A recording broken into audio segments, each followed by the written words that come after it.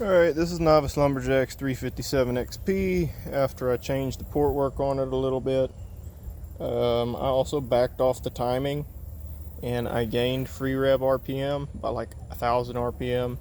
I might need to back off the timing more because it feels like it got stronger after backing off the timing. That's ignition timing. The cylinder timing got pushed a little bit different direction. This is water oak. It's fairly fresh. The saw still idles high, and I have thoughts about that. I'll probably ask y'all for y'all's input, just because, you know, sometimes two heads are better than one. I don't know everything. It's simple as that. So let's see how it runs. It's idling at like 4,200 RPM, but it's a consistent idle.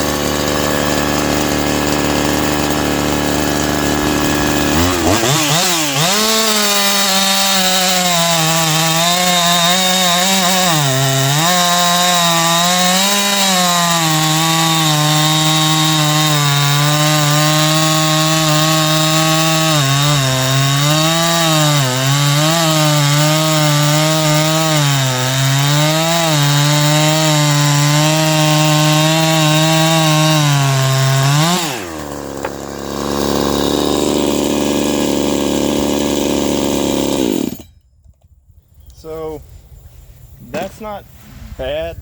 That chain isn't great either. It's pretty aggressive. It needs some work. I'm just not the best of chains, and that's one that I sharpened. But it does seem to be actually straightened out somewhat on its temperament, or at least more consistent. I wouldn't say straighten out. There's still some more to go on it. I'd like to see that idle down closer to 3,000. I'll probably just set the timing back to stock, see how it wants to act, and that may help it, that may hurt it, but the only way to find out is through test and tune videos like this. So things that I'd like y'all's input on.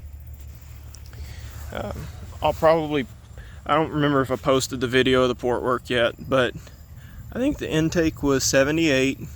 The transfers ended up higher than I wanted. I want to say they're like 117 or 118. Yeah, I want to say they're 117 or 118. A little bit higher than I wanted. However, I don't think that should be a significant issue. I could totally be wrong, but from some of the other builders that I've talked to, I just don't see that as being the cause of the problems. The exhaust is at 102, and I shaped the squish band a little bit closer to stock. The idea is to try and up the flame speed, because the band was getting I think it was closer to 60% of a band, and I think it's like somewhere 40 to 50% of your total chamber area. The carburetor is the Zama EL42.